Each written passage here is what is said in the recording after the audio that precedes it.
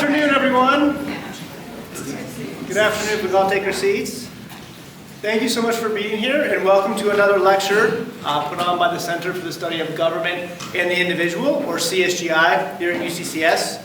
I'd like to just take a moment to thank everyone who supports CSGI, both with large and small donations, but also who regularly attend our events and help us to create an intellectual and civic community. CSGI exists to study the constitutional, economic, and political foundations of a free and flourishing society. And as part of that mission, we regularly host lectures, such as tonight's, which address enduring questions of our constitutional order and contemporary problems in public life and public policy. So I want to just add a little bit to this introduction, more than I usually do, because more recently we have been focused on a matter that has received renewed attention nationwide: civility in public discourse. We're launching something called the Civil Discourse Project through a conference that we're putting on in about a year from now. It'll be May or June 2025. That will be called the Colorado Conference on Civic Discourse. We're just starting to get some of our confirmed speakers lined up for that as well. So that's a new thing we're trying to do here, and sort of in that spirit, we've done some talks now that are in that direction. Our last talk, which I can see some of you were here, was by Lexi Hudson, who talked about civility, and she really wanted to focus on how we can keep talking with each other and learn how to disagree without becoming enemies, right? Or basically how to have contentious conversations in a civil manner. And I think this talk on the dangers of being a moralizer and a busybody is a little different, but they're both responding to the same sorts of issues. And while I actually don't know precisely what Professor Warmke is going to talk about, I'm just as curious to hear what it'll be as you are. One reason I wanted to have him here is because his research highlights an equally important idea, which is how to not take everything personally, how not to make everything a moral confrontation, and how not to make everything political. And so, it's not just about having political discussions civilly, it's also about not making everything a political or moral fight. And I wanted to just say a little bit about this throughout history. I mean, we can look at the left or the right. Take something like the second wave of feminism that had a nice slogan, "The personal is political." But also look at something like the far right. Carl Schmitt, who was an intellectual giant, you might say, of the Nazi movement, and was a totalitarian thinker. He also said, look, the personal is political. Everything is political, from what we wear, what we eat, what music we listen to, right? If it's Katy Perry or Taylor Swift, it can't just be because Katy Perry's got catchier songs. Right, I'm going to throw that out there. I can see some disagreement, but there's got to be something political about that too, right? There's some political aspect to that choice, right? In other words, there are many today who want to make every conversation political or moral, and of course, the internet and social media can exacerbate this problem, right? In other words, maybe we're all becoming busybodies to some degree. And in free societies, I think, and CSGI sort of, has a mission to do this, that in free societies we should seek to limit the political sphere. We didn't put it in its rightful place. It's important, but we don't want to expand it. We don't want to make everything political. And all of our conversations shouldn't be political or moral combat either. And I think Professor Warmke's work is a reminder of this and also provides great guidance about how to alleviate this problem. Or at least that's what I'm telling him he has to do. And maybe he will, maybe he won't. Sorry, Brandon. But so Professor Warmke, Brandon Warmke, is currently the visiting scholar in conservative thought and policy at the Benson Center up at CU Boulder. But he's also associate professor of philosophy at Bowling Green State University. He has published widely in moral, social, and political philosophy, including papers on public discourse, forgiveness, free will and moral responsibility, virtue ethics, social morality, and conservatism. With his co-author Justin Tosi, he wrote a book called Grandstanding, the Use and Abuse of Moral Talk, which is primarily what this talk is about, but maybe some of your other work too. He's also co-edited Forgiveness and Its Moral Dimensions, and he is currently writing a book on conservative political philosophy. He has written for CNN and MarketWatch, and his work has been featured by The Atlantic, New York Times Magazine, The Huffington Post, Scientific American, Forbes, Vox, Commentary Magazine, and The Guardian. So we're very, very happy to have Professor Warmke here. If you please join me in welcoming Professor Warmke.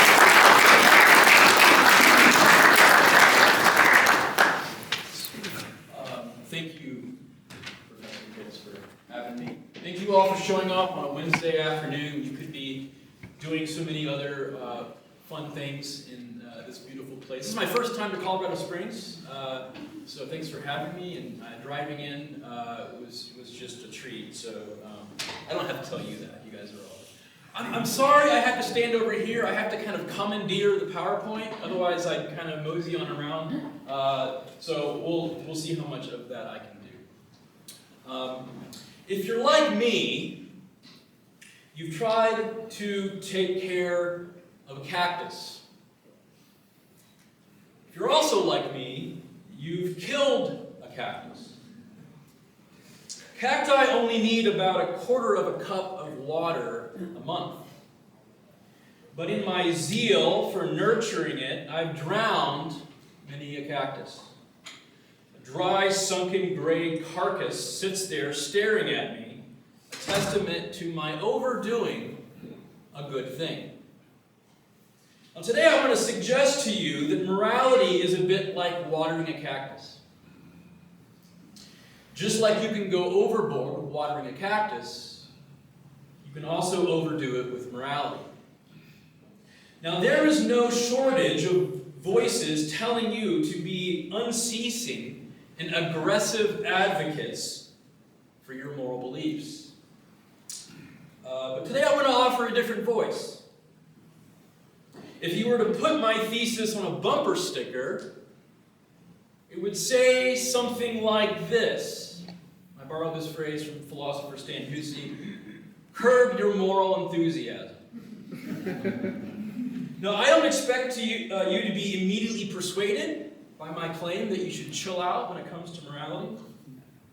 And so I want to give you a few arguments this afternoon. So here's our plan for today. I have three goals. One of them is I want to show you how you can have too much morality. This might be a sort of a strange thought, like morality, of course morality is good. How could having more of it be bad? And I want to suggest that there is a way to have too much morality, and I want to suggest there's actually two ways of doing that. One is turning yourself into a moralizer, and the other is turning yourself into a busybody. I then want to give you some short arguments for thinking these are bad ways to be. It's bad to be a moralizer. It's bad to be a busybody. And then, by way of conclusion, people are always wanting application, like, how do I become a better person? Like, philosophers are trained in self-help. Like, we can't help you with that. But I will venture some suggestions on ways that you and I both can avoid becoming moralizers and busybodies. All right. Now, let's begin with moralizing. So moralizing, I want to suggest, is one way to overdo it with morality. So what does it mean to be a moralizer? Well, to work our way up to that, we have to do some background work. So first, we have to figure out what morality is. And those of you who are philosophers in the room or have taken philosophy classes know that this is an extremely difficult question to answer.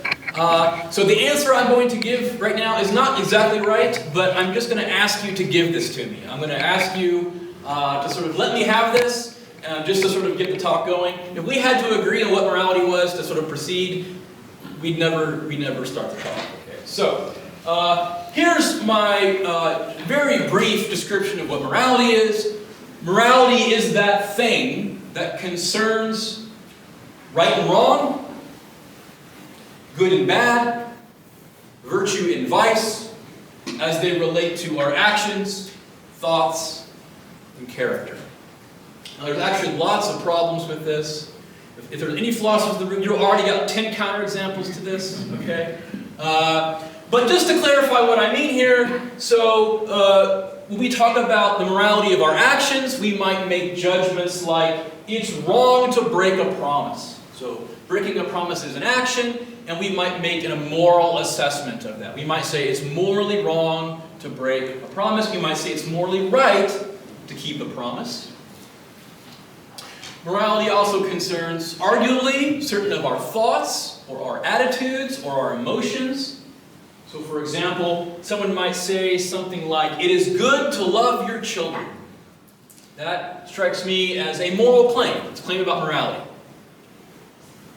It's bad to starve your children. Those are bad things to do.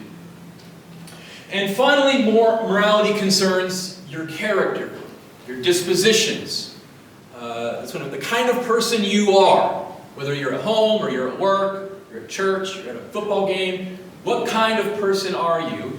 And we make moral assessments about our characters. We might say he's a coward, or she is virtuous, and so on. Okay, so this is just what I mean by morality. Okay, and I'm just going to, again, I'm going to ask you to give me this. If you want to challenge this in Q&A, I'm more than happy to do that. Okay, but just to get the rocket off the launch pad, this is where we're going to start. Now, I have to say something about one more part of this setup, and then we'll get to moralizing. And this is the issue of moral enforcement. So it's one thing to talk about what morality is. Is it good and bad to lie? Is it right or wrong to steal? Is it virtuous or vicious to be just? Okay, that's what morality is. But there's this thing that we do with morality as well. And that is we enforce it. We enforce morality on others. This is how we get people to try to act morally. You see someone doing something wrong. You say, hey, stop that. Don't do that. You see someone doing something good or praiseworthy. You say, hey, that was really admirable. I appreciate that you did that. These are all the small and various ways that we go about acting as if we were the moral police. So here are some examples of the kinds of moral enforcements that we engage in all the time, probably daily. You've probably done some of these today without even knowing it. We pressure people to act in certain ways. We teach them. This is largely what it means to be a parent, is to engage in moral education. We encourage people. Hey, I think it would be a great thing if you, gave this thing to your brother or sister. That'd be really nice. We blame. How dare you do that? You jerk. We criticize. Hey, I don't think that was the right thing to do. We shame people. I don't want to ever see you again. Don't talk to me. We ostracize. You are not welcome in this family ever again. We express outrage.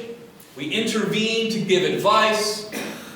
And all manner of moral enforcement. Some of these enforcements are negative. They're critical, identifying bad or wrong behavior. And some of these enforcements are positive enforcements, reinforcing good behavior. Now, what I want to suggest to you is that moral enforcement is good and important, but within limits.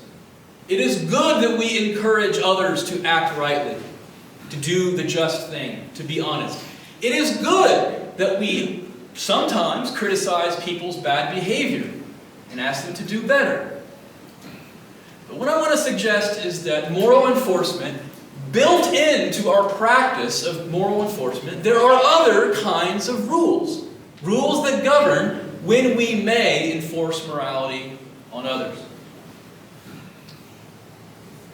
And to bring this to bear, I want us to think about some cases. So here are some ways that people enforce morality. And for the moment, I want to just be neutral or agnostic about whether these are good or bad ways. Let's just list some ways that people might enforce morality. This is a public campus. I teach at Bowling Green in Ohio in a public campus. We have campus preachers. I assume you have some campus preachers here sometimes that show up on campus. There's like a zone where they have to do their thing, right? Yeah? Okay, all right. So we're all familiar with the confrontational campus preacher.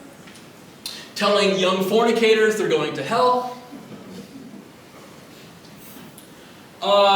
Perhaps you've come across a situation, you're walking down the street on a date or with your family, and you've been stopped, and someone interrupts you to try to convince you about the importance of responsible waste management in the country of Mali. This is someone who's like intervening into your life to tell you you should be giving money or you should sign this petition. They're intervening to enforce morality.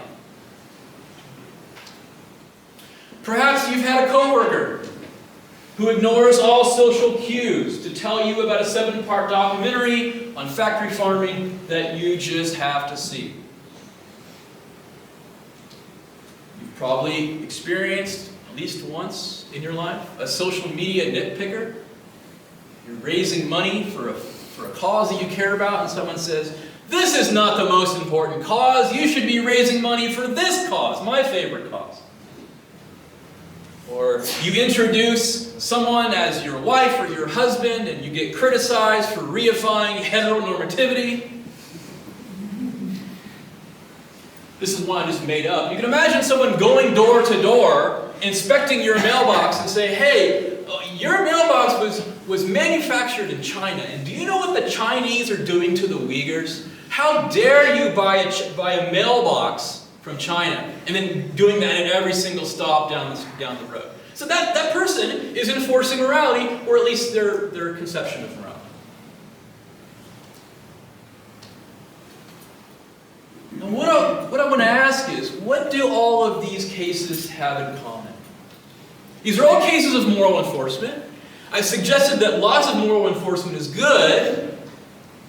These examples suggest to us that maybe not all cases of moral enforcement are appropriate. What do these have in common? And this is what I think is the key to understanding what it means to be a moralizer. You've probably heard people accuse one another of being a moralizer. Heaven forbid you or I have been accused ourselves of being moralizers.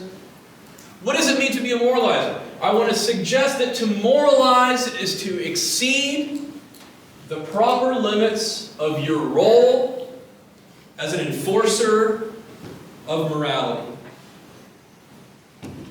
To moralize is to exceed the proper limits of your role as an enforcer of morality. Moralizers are too pushy about morality. They're like the salesperson who never stops pitching. So notice that you can moralize even if you have the correct moral beliefs.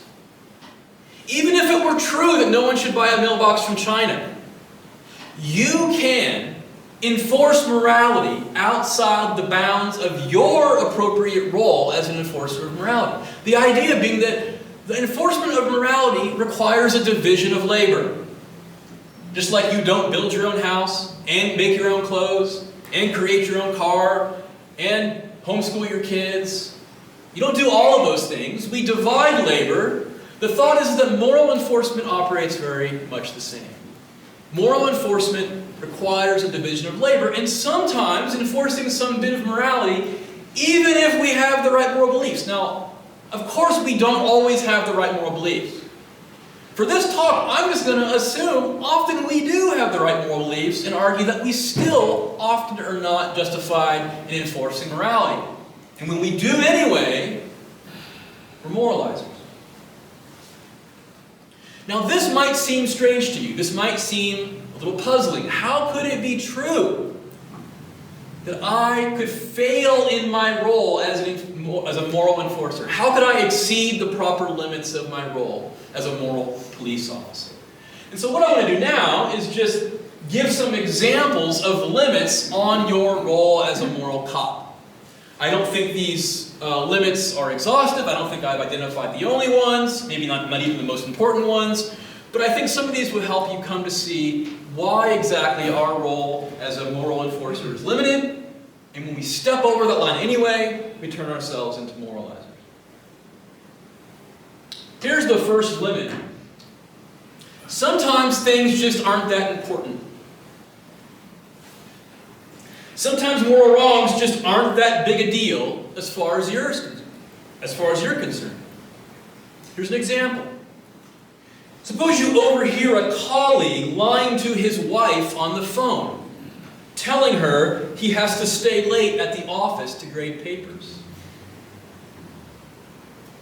when in fact he just wants a few quiet hours to himself. Now, even if you know enough to be sure that he's lying to his wife and just wants to avoid another night of helping put the kids to bed, his transgression doesn't rise to the level of justifying your intervention. So imagine, you hear this guy lying to his wife, and you're like, hey, he's lying to his wife. Then you have this thought occurs to you, should I intervene and enforce morality? And what I want to suggest is, at least in lots of cases, that moral wrong is not important enough for you to intervene and enforce it. Imagine it, you knock on his door and you're like, hey, I heard you lying to your wife, man. You should not lie to your wife. That's bad. It's bad for you to do that. You should go home and take care of your kids. Or start grading. The thought is that that person enforcing morality in that kind of situation would be moralizing. Overstepping the bounds of the proper role as an enforcer of morality. Here's another. So, look, sometimes just moral wrongs aren't that big a deal as far as they're concerned. Some things aren't just that important. When you enforce morality, you are taking up people's time, you're trying to exert pressure over them, coercing them, you potentially causing conflict, and it just might not be that it's worth it for that little minor wrong. Here's another way that your right to enforce morality might be limited. When the situation is morally unclear or just very complex. Sometimes we don't have all the relevant information about a situation. And so inserting yourself into an argument that a couple is having at a restaurant might not be the right thing to do. So you overhear a couple arguing at a restaurant, and they're arguing about the economics of minimum wage law. And you overhear this, and you're like, oh, excuse me, you are not listening to your wife. She's right about the economics of minimum wage law. Price floors do this, and it's like, you don't really know the specifics of this relationship. How could you possibly think that you're entitled to intervene here? Sometimes the situation is very morally complicated, and it's not clear what the right thing to do is. Here's an example. Suppose a mother agrees to buy her son a video game for his birthday. Before agreeing, she does her due diligence. She reads reviews about the game and pays special attention to warnings about its content. But as she goes to buy it, she discovers that the game is slightly more violent than the reviewers indicated. And in her judgment, it's a bit much for a child her son's age. On the other hand, she promised the game to him. And refusing to deliver on that promise now would damage the trust that he puts in her. Scolding this woman, so if you were to see this unfold, scolding this woman for deciding either way would be moralizing. In cases like this one, and I have to say, I think about a lot of cases of morality where it's unclear or complex what the right thing to do is, where it's so difficult, even for people closest to the problem to figure out what's right, it would often be inappropriate for others to push their own moral assessments or blame people for failing to live by their own personal standards. So the idea is that sometimes we don't have all the relevant information about a situation. Sometimes the situation is just very morally complicated. It's not clear what the right thing to do is. So the first limit is importance. Second limit is just often we have very blurry moral vision. It's hard to know what to do, and that should limit our enforcement of morality. Sometimes we lack the right social role to enforce morality. The thought here is that Sometimes to enforce morality, you have to have a certain relationship with the person that you are blaming or criticizing. One common example of this is the case of hypocrisy. Imagine a committed chain smoker morally criticizing you for smoking. The thought is here that this person is a hypocrite. They have no right to criticize you or blame you for doing something they are committed to doing anyway.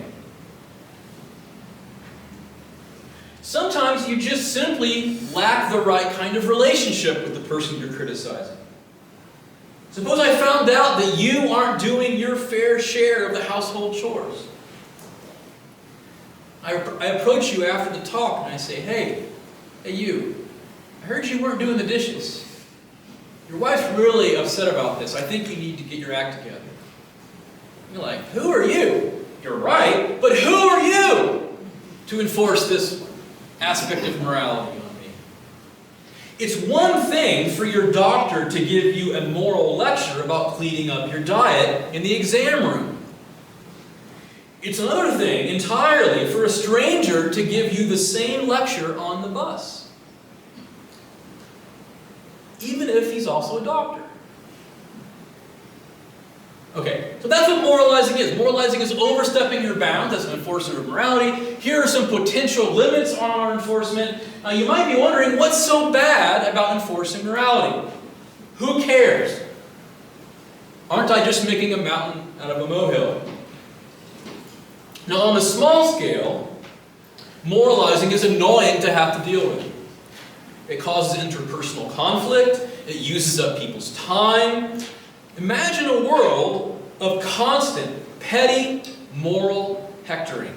Is that a world you'd like to live in? I once gave this talk somewhere, I won't say where, and someone said, yes, I would like to live in that world. So, I don't mean that to be decisive, but just think about it. Like, would you like to live in a world in which you are constantly bombarded with moral enforcement, moral criticism? But the costs of moralizing aren't always so small. I want to suggest often they're large and catastrophic.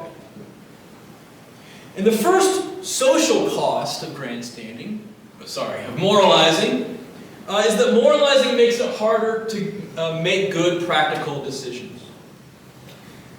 And the idea here is that moralizers use morality to crowd out all other considerations. Moralizers overstep their role as promoters of morality by treating their simple moral claims or slogans as if they settle the matter, when things are much more complicated. They promote morality too aggressively without paying attention to the facts on the ground. Consequently, moralizers often use morality as a premature conversation starter. So let's take the issue of rent control. So, for those of you who don't know, rent control is a price ceiling. It's a legal limit on the amount of money that landlords can charge for rent. Okay? Now, economists tell me, by a very wide margin, like over 90% of economists agree that rent control laws reduce the quantity and quality of housing. I don't have a view about this, I'm just sort of like, this is what economists say. Rent control is bad if you actually care about lots of housing and cheaper housing for the poor, you should be against rent control. That's what they tell me. So it's a very complicated issue that involves looking at the world and seeing what the world is like. How do landlords, for example, actually respond to incentives in the real world, for example. However, you can imagine someone saying online or in a speech, running for office, saying, housing is a human right, therefore we should have rent control. The rent is too damn high. You can imagine someone saying that. I don't care about what the economists say. Morality demands rent control. Housing is a human right. It's as if there's a whole table of experts, the economists, the public policy expert, the political scientists, the psychologists, and we're all sitting around the table. Here's what we should do about rent control. Should we have laws? And the moralizer walks in and says, I'll tell you what we got to do. Housing is a human right. Rent control. if that's all you listen to, if all we listen to is moralizers aggressively promoting their vision of morality, we are going to make bad decisions. Now, if you don't like the rent control example, that's fine. Find something else. But moralizers find themselves attending more to simple moral slogans or moral demands than the complicated empirical issues at hand. I'm just going to quote, without attribution, one politician who a few years ago made the following claim. There's a lot of people more concerned with being precisely, factually, and semantically correct than about being morally right. There's a few things this might mean, but one thing you might think this person was saying is, I don't care what economists think. I don't care what the public policy experts say. What I care about is being morally right. And morality demands rent control because housing is a human right. And that settles the matter. And the thought is, when we only listen to moralizers, we will make bad practical decisions. So this is a cost of moralizing we all have to pay the more moralizing is incentivized and the more that we listen to moralizers. Here's another problem with moralizing. Moralizing backfires. We don't automatically make the world better by being more aggressive about morality. If moral enforcement is to retain its power, it must be used sparingly and appropriately. The more we moralize, the more we undermine the utility of moral enforcement. Targets of our moral criticism will ignore us, become cynical about morality altogether, or simply return our blame with some of their own. So the idea is that moral enforcement is something you have to you kind of have to use sparingly. You have to keep your powder dry. If you go around all the time criticizing people's behavior, that is a recipe to guarantee people will ignore you. So if you want your moral enforcement to be efficacious, you have to pick your spots, you have to keep your powder dry. Moralizers are often, as philosopher Julia Driver says, like a broken air conditioner, constantly running, making a lot of noise, but helping nobody, and indeed probably spouting a lot of hot air. Okay. So now we've seen one way of overdoing morality in the form of the person who oversteps the proper limits of their authority as a moral cop. And we've seen some social costs we all bear when people moralize and when we listen to moralizers. We bear some responsibility too, even if we're not moralizing. Now I want to turn to a second way of overdoing morality. The meddling ways of what we can call the busybody. Now, the busybody, this is not a new idea. So for example, if you read the Republic, Plato's Republic, Plato says in Book 5, to do one's own business and not to be a busybody is justice. Stay in your lane, do your own bit. Plutarch, in his set of essays, Moralia, says the mind of the busybody is at the same time in the mansions of the rich, the hovels of the poor, in royal courts, and in bridal chambers of the newlywed. He searches out everyone's business, that of strangers and that of rulers. So what is a busybody? What I want to suggest is that to be a busybody is to engage in inappropriate helping behavior. The busybody has boundary issues when it comes to intervening to helping others.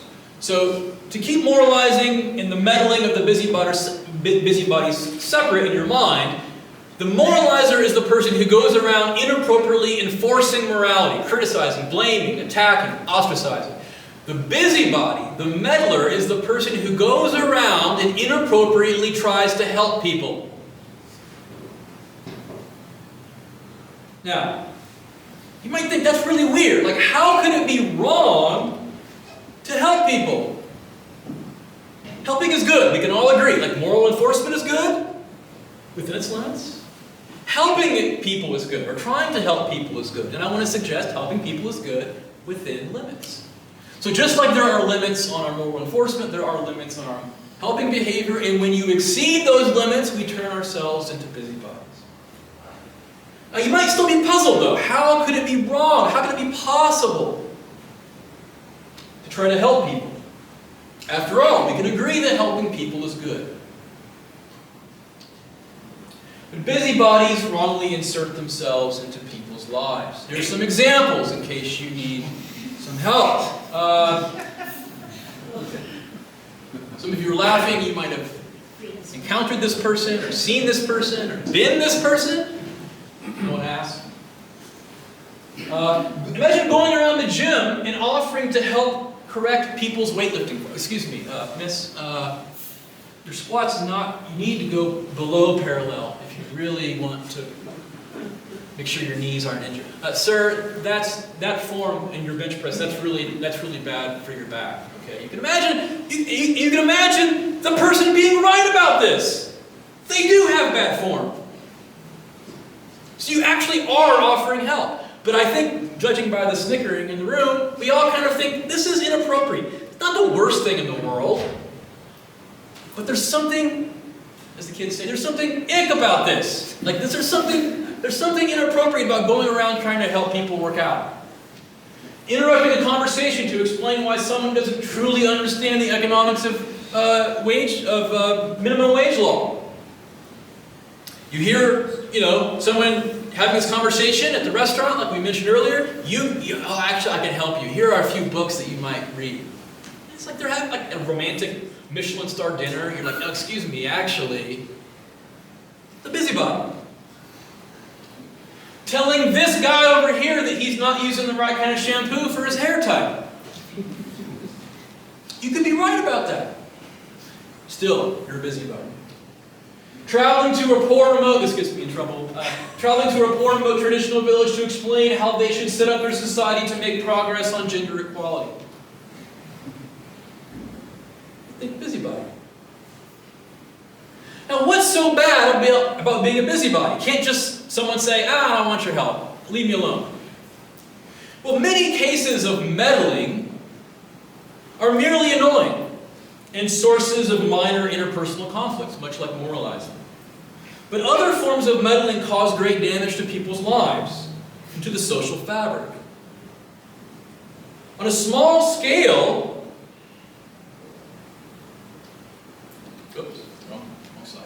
on a small scale, a busybody might overhear a retired couple and try to convince them to invest their savings in his favorite new cryptocurrency. And you can imagine that ending up in disaster. At a larger scale, meddling can result in disastrous military action. Insert your favorite example. Failed public policy. And even counterproductive humanitarian intervention. Again, these people's hearts are in the right place. Let's just assume they care deeply and want to help. The thought is, it's still possible to intervene in someone's life, try to help them, and make things much worse. But let's set those kinds of consequences aside and talk about a couple others. Talk about what is wrong with the busybody's heart. What's going on with their character? Plutarch, for example, thought that the problem with the busybody is that she has an excessive curiosity about other people's affairs. The busybody, Plutarch says, wants too much to learn of other people's problems. Oh, tell me more about that. What's going on? Oh, I heard that's not what I saw. Oh, interesting. Yeah. And they also lack a self-restraint in acting on those desires. So they care too much about other people's problems, and they lack self-control from inserting themselves into other people's lives. Plutarch says, oh, if you enjoy dealing with the recital, with the talking about troubles, you enjoy dealing with troubles, you have much occupation at home. You've got plenty in your own mind. So Plutarch's idea is that one thing that's wrong with the busybody is that they have a misplaced moral vision. Instead of focusing on their own moral problems, they focus on others. Another problem, though, with the busybody is overconfidence. Often the busybody doesn't know enough about the people or the problems that he's trying to solve.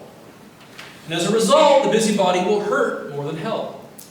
Simply having your heart in the right place does not guarantee good outcomes. Not all meddling will do more harm than good, but much of it does. And so this is a good reason to be cautious about intervening in others' affairs to help them and solve their problems, even when our hearts are in the right place. And even if we are confident that our efforts will have a positive impact, it still might be good to mind our own business. Intervening in others' affairs is a risky business. And it's typically an unfair risk to impose on others. It's one thing to try to help yourself and solve your own problems, but end up doing damage to your own life. It's something else entirely to make others pay for your overconfidence as you try to solve their problems. So, by way of review, a moralizer enforces morality when they should instead mind their own business. This is the idea. A moralizer should be minding their own business, staying in their lane, and instead they act as a moral cop when they have no right to do so.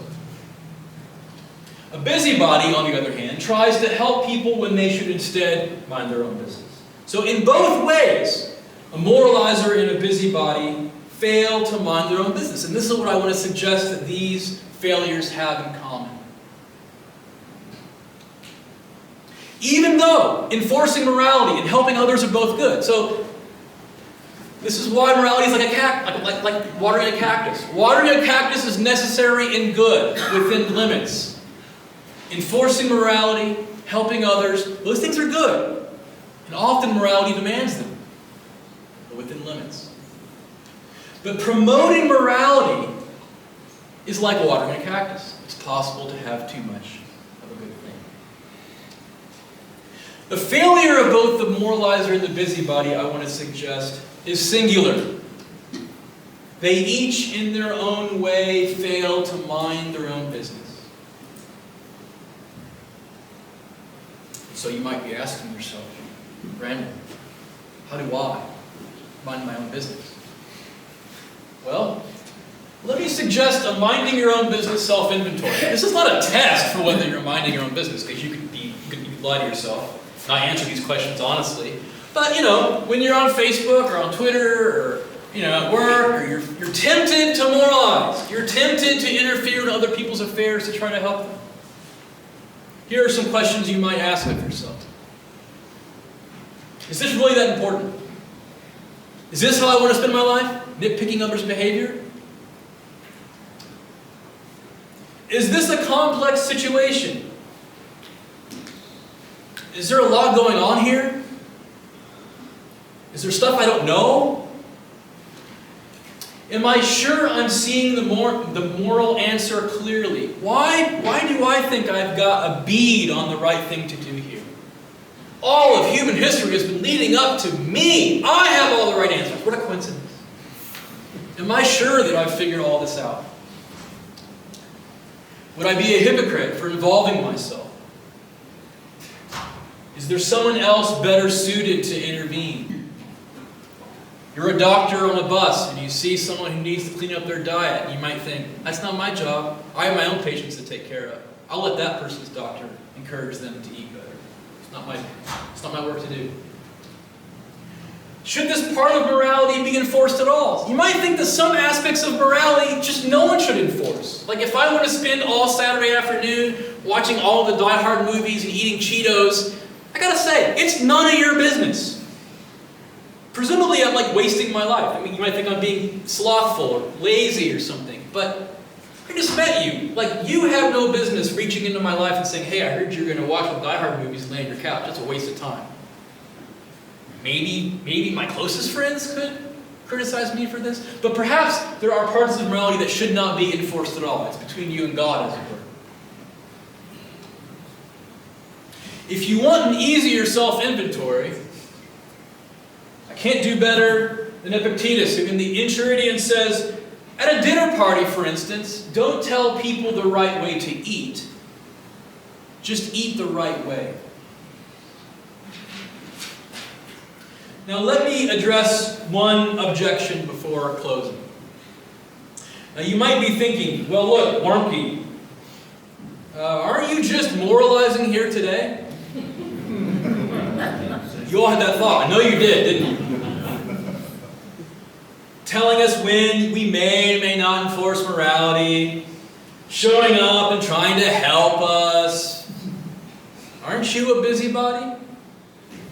Moralizers and busybodies, they're like guests who show up uninvited, tell you how to live your life. Am I a moralizer? Am I a busybody? Maybe so. My only defense is that unlike many moralizers and busybodies, I was invited. For which I thank you.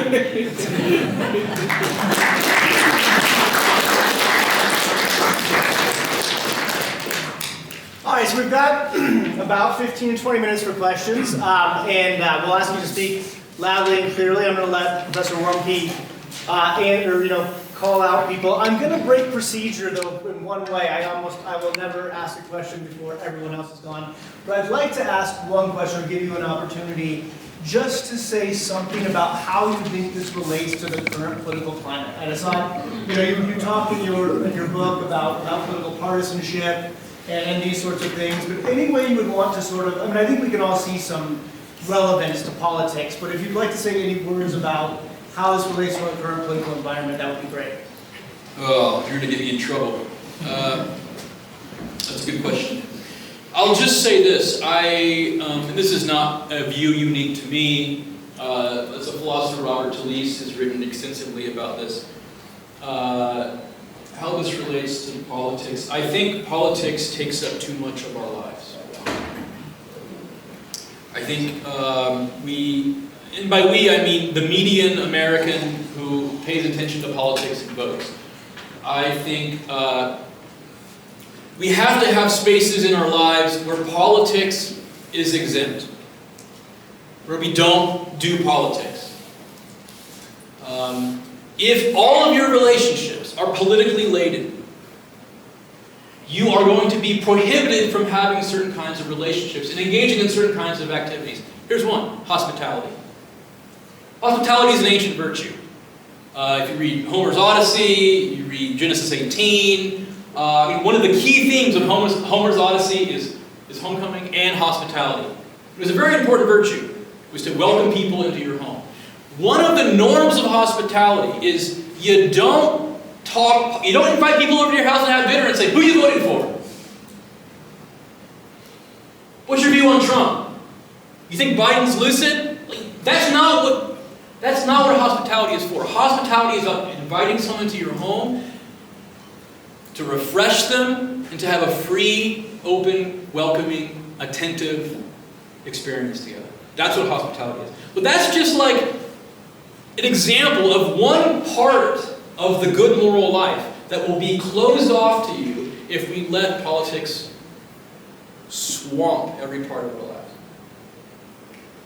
But unfortunately, for various complicated reasons, most of us just care about politics way too much. And so I think, how does this connect with moralizing and being a meddling busybody? Well, I think, here's my prediction. If we cared less about politics, I'm not saying you shouldn't care about who wins, you shouldn't care about, having virtuous politicians or having good laws. I'm not saying don't care about that. I'm saying how much of your thought life is devoted to political news, political chatter, Twitter, social media, going to events, talking about politics, and how much of that could be oriented towards a more productive conversation. So the idea is this. If politics is a smaller part of your life, you will probably be less inclined to be a moralizer or a busybody. That's not to say that all aspects of moralizing and being a meddler are political, but many of them are. So, I don't know if that helps. Great question. Okay, no offense if I don't come to you, I'm going to try to get to as many as I can. Yes, in the back? I'm curious in how you think that we should mitigate that as people who are pretty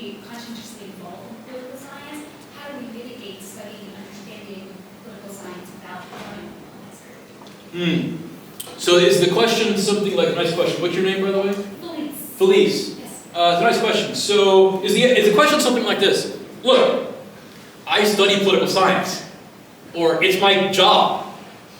How do I check out? Is that sort of the thought, something like that? Yeah.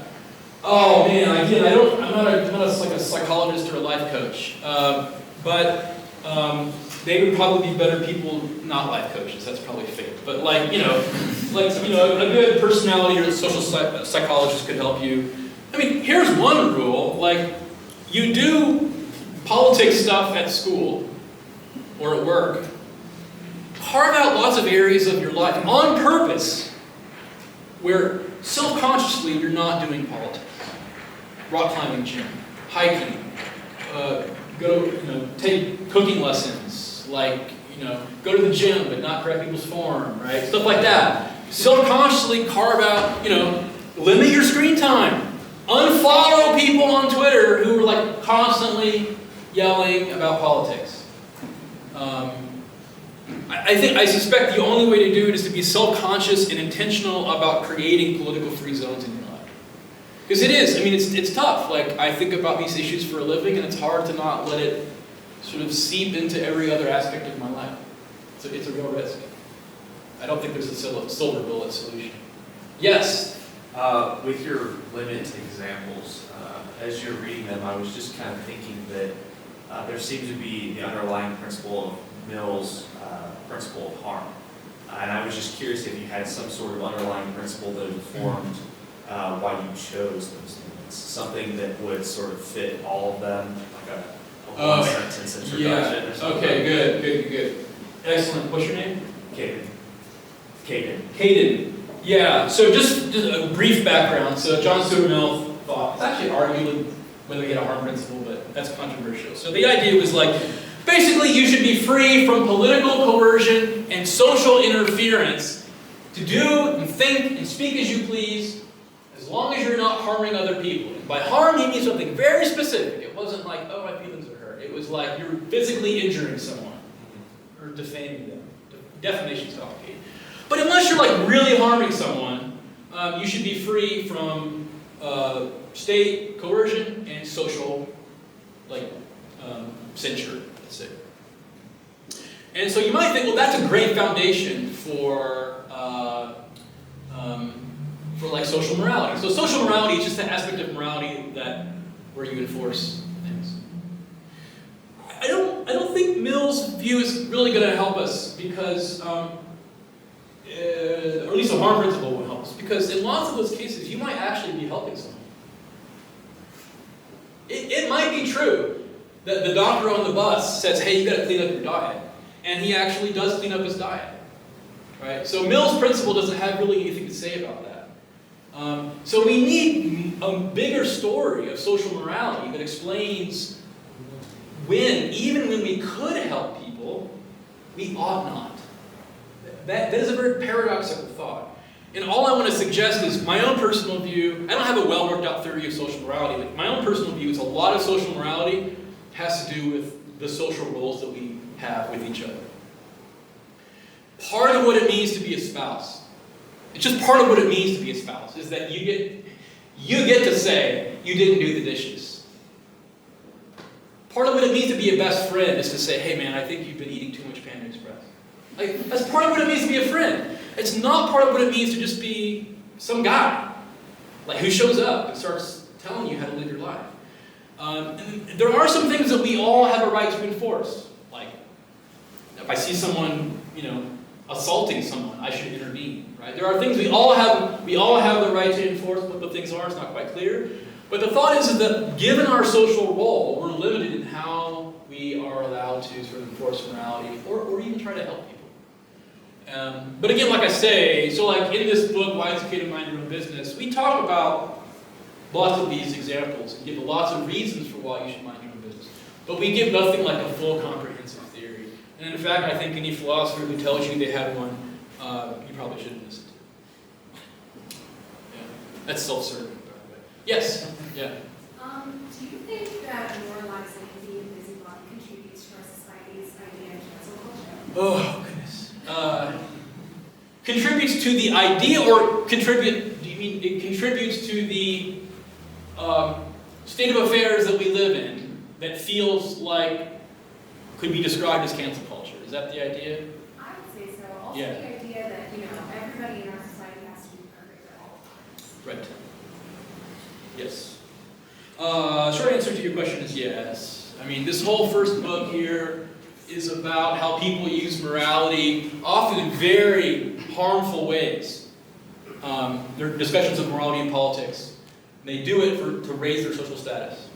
I want people to think well of me, to think I'm impressive, or I want to dominate people. I want dominant status. I want to exert my will to power and be powerful and stuff.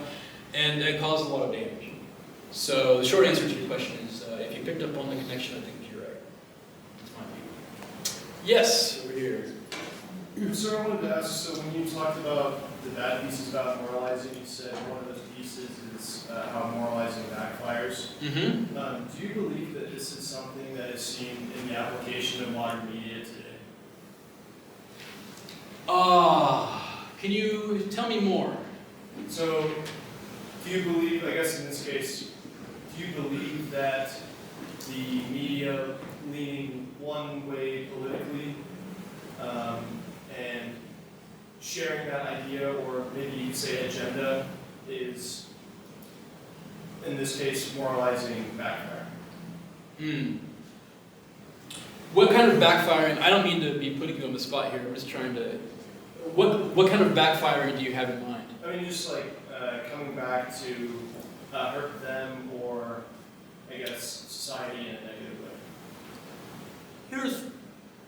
It's a nice question. I have to be careful here. Here's what I'll say.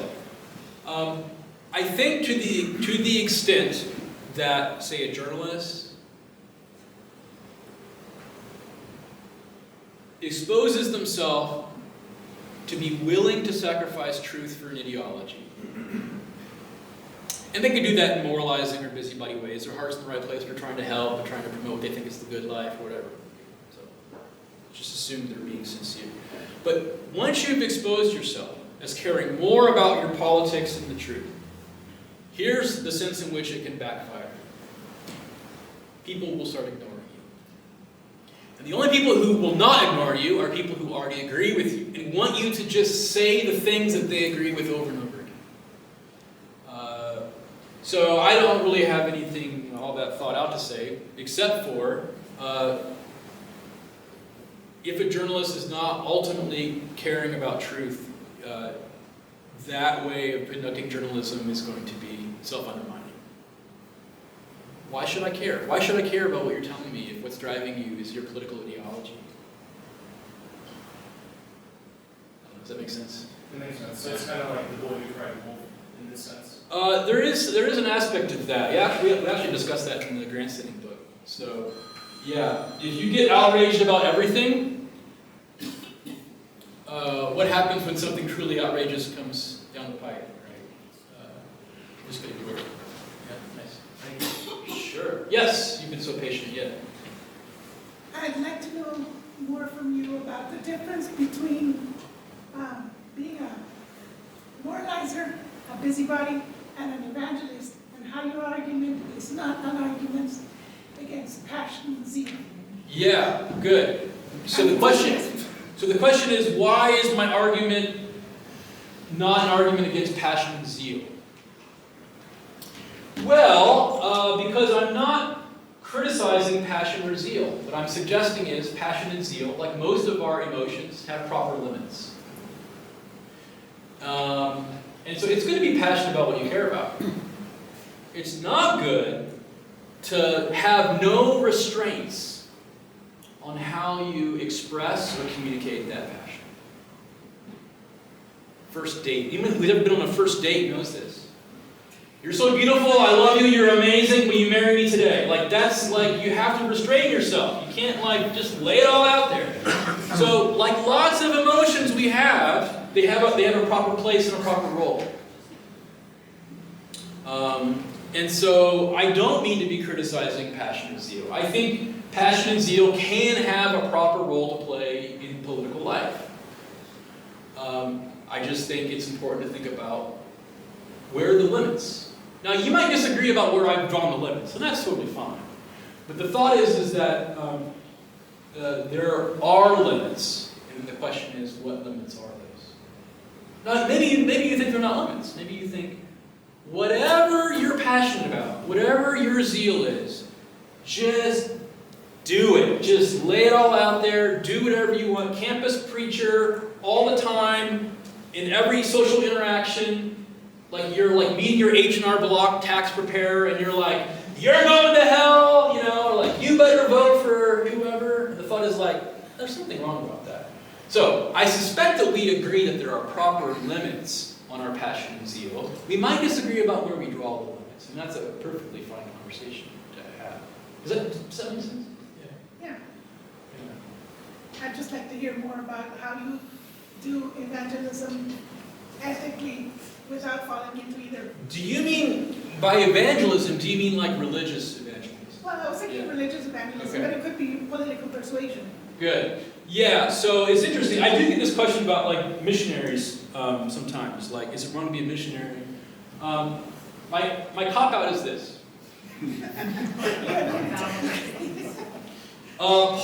St. Paul the Apostle, is clearly an evangelist, clearly missionary. Shipwrecked all over the Mediterranean, right? Jail. He clearly cares, clearly passionate. However,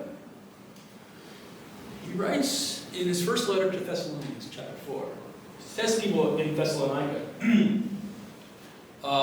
he says, live a quiet life and mind your own business.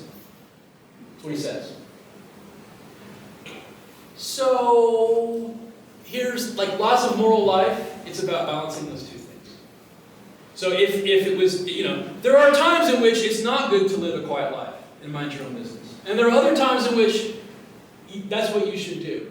And I think, you know, I'm not a biblical exegete, I don't know why I'm telling you all this. But like, one way to think about what Paul's saying there is like, for most people, for all of you that I'm writing to, like, chill out. Live a quiet life, mind your own business.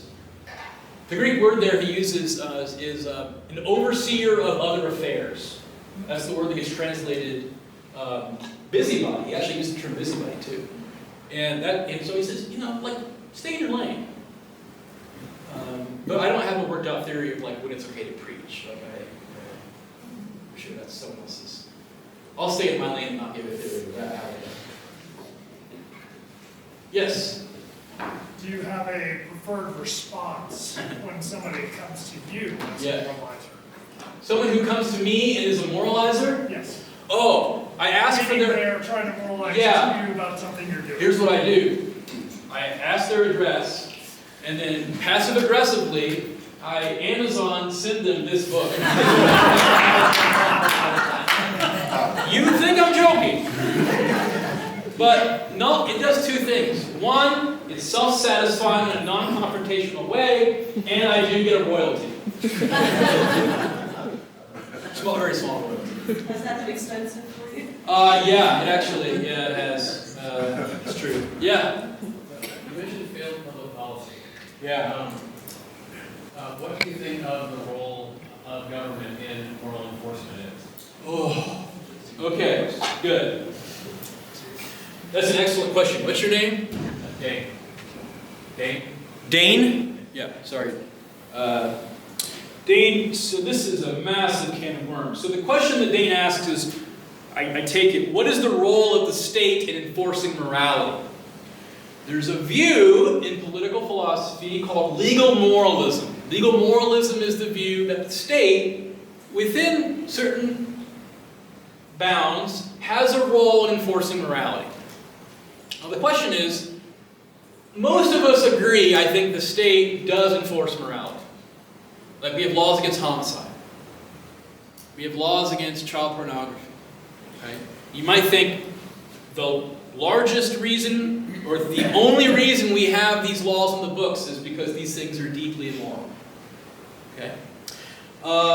Now, most people will agree with that. The question then is, when it comes to other kinds of things, like enforcing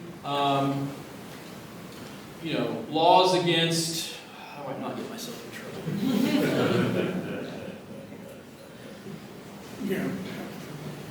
This is being recorded, huh? So I'll say this.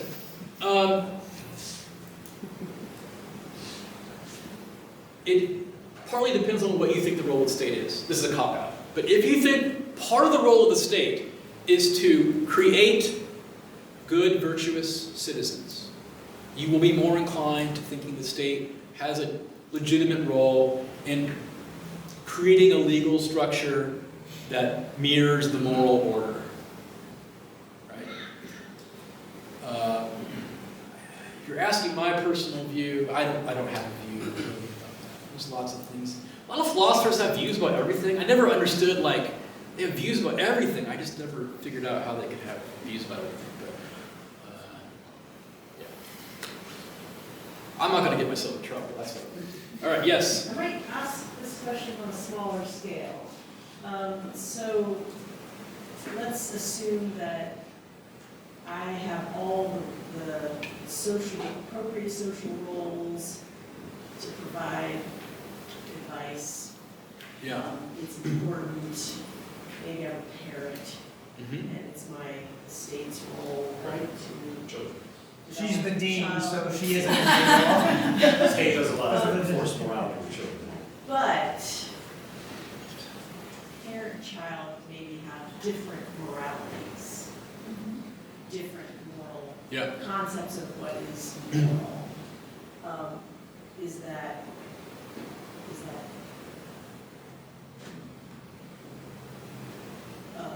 you being busybody? Is that being moralist, or is that and if we want to expand that out to the state, right? And we're seeing now in the U.S., right, specific approaches to morality, Yeah. where we want to believe the old founding fathers, right, that supposedly we're trying to avoid that. Right, so what does that look like for you? Yeah, it's a nice question that's going to demand a complicated, long answer that I can't give you. I'm sorry to say.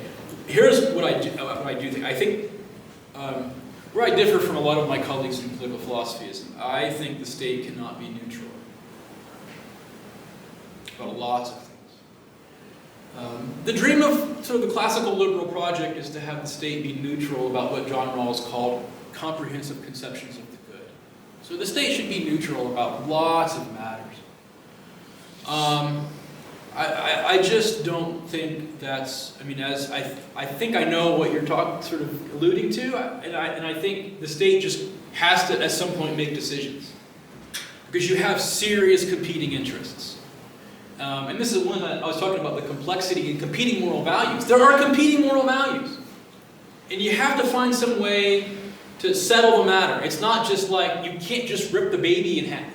You can't just rip the baby in half and like give each party or each group half the baby. You have to settle the matter. And how do you settle the matter? Now that's the million-dollar question. Like, what procedures are the proper procedures for settling these moral questions? One of them is sort of like a view of democracy where like, look, when one side wins, I have to like let them win for a while. And you don't get to like complain and throw a pity party and a tantrum and have a revolution every time you don't get the way that you want. Part of what it means to be a good democratic citizen is to like be an okay loser. And then hope that you win again. And that's what bothers me about how a lot of people think of democracy. Democracy is when my side wins. And when the other side wins, it's like fascism or Marxism or something. That's when they win. When I win, it's democracy. When they win, when they win, it's populism or fascism or something. And I think that's not the right way to think about being a good democratic, lowercase d, democratic citizen, which is like, sometimes I have to lose. It's just part of what it means. But I don't have a, more to say. Yeah. Yes? Don't you think the state professor tries to clearly delineate between adults and minors, that is 18 is the designator between what the state should be moralizing on, teaching respect in classrooms, teaching to have children. The state does that pretty effectively. Once they're 18, hands on. Yeah, I mean, I think the state does take a more paternalistic role in a child citizen's life than an adult citizen's life. That certainly seems right to me. The question is, even among adults, how active should the state be in producing virtuous citizens? Maybe one last question. Yeah, go ahead.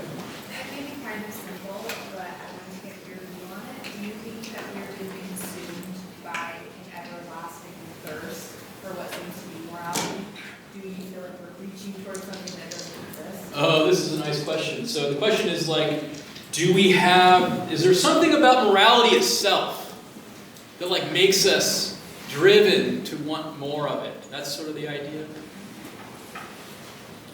I think there is something about morality that does do that. And I think there's several things. I'll just mention one because we're out of time. Here's one. It's just a fact about human psychology that most people think they're better than average, morally speaking. Most people, this is psychologists that know all this research, most people think they're better than average morally. And this is part of a larger psychological feature of human beings. We think that we're better than average on lots of traits. So like most people think they're better than average drivers. Of interest to some of you students, 94% of your professors think they're better than average teachers. Now we know that's not true. I mean, mathematically it's not true, but like you know it's not true. And we think of ourselves as better than average morally too. Here's another fact about human psychology. Part of how we think about ourselves is in relation to how we compare to others. Psychologists call this social comparison. So, it's like I think I'm really funny around my family, my sister, my mom. Then I go to my funny friends, and I'm like, I'm not very funny, because how I think of myself is in relation to others. And so here's what I think often happens. If we think of ourselves as morally better than average, and part of how we conceive ourselves is how we measure up to others, there is always going to be motivation to behave in ways that express to others and to ourselves that we are better than others. And so there's a sort of a feature of morality that sort of hacks into our psychology that incentivizes us to think less of others, to put others down, to criticize them, and to justify our own behavior. Yeah, I know I lied, but like it was a certain situation you wouldn't understand, right? We make excuses for ourselves. And so one feature of morality that I think sort of drives this incessant thirst, the way that you put it, for like Kylo Ren, like GIF, like more, right? You want more morality, is because of how we think of ourselves, in our desire to think of ourselves as better than others. And this is why humility is so hard. That's an excellent question. Thank you all.